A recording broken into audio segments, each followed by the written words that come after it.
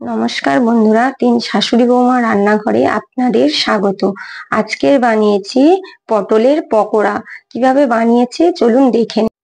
প্রথমে পটলগুলো এরকম ছাড়িয়ে নিই, তারপর এগুলো মাঝখান থেকে এরকম দুটো করে কেটে নেব।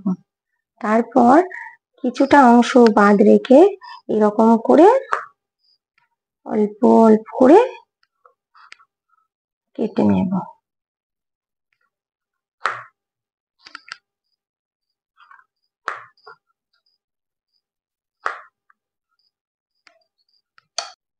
দেখুন কেমন ভাবে কেটে নিয়েছি। এরকম ভাবে সবগুলি পটল কেটে নেব। দেখুন পটলগুলি কাটা হয়ে গিয়েছে। এরপর একে একে মশলাগুলি দেব। অল্প লবণ, হলুদ গুঁড়ো,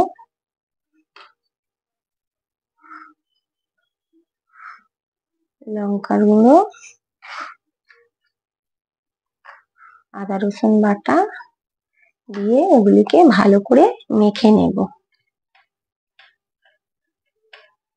দেখুন পটলগুলি মাখা হয়ে গিয়েছে। এবার এটা কিছুক্ষণের জন্য রেখে দেব।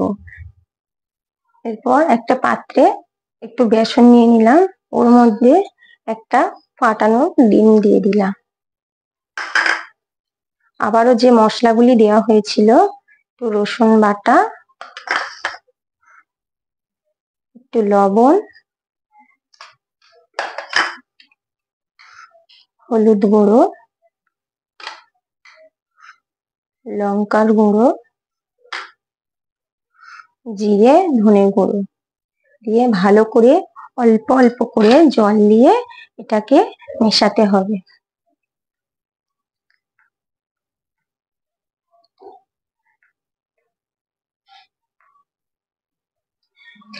এখন বেসনটা আমার গোলা হয়ে গিয়েছে, ঠিক এইরকম ভাবে গুলে নেবেন।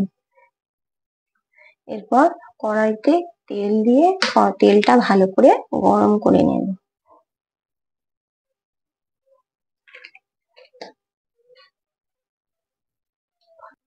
পটলগুলি এবার এরকম ভাবে বেসনের মধ্যে দিয়ে ভালো করে এরকম একটু ফুল আকারে তেলের মধ্যে ছেড়ে দেব।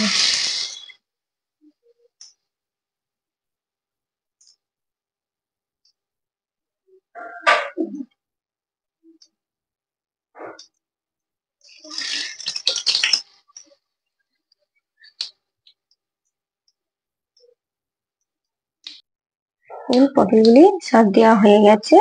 এবারে আস্তে আস্তে এগুলোকে উল্টে দেব। ভালো করে আস্তে আস্তে এটাকে লাল লাল করে ভাজতে হবে।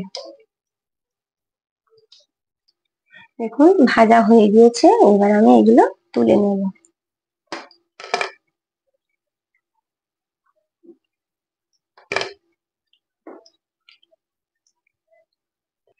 দেখুন বন্ধুরা, আমার পকোড়াগুলি ভাজা হয়ে গিয়েছে।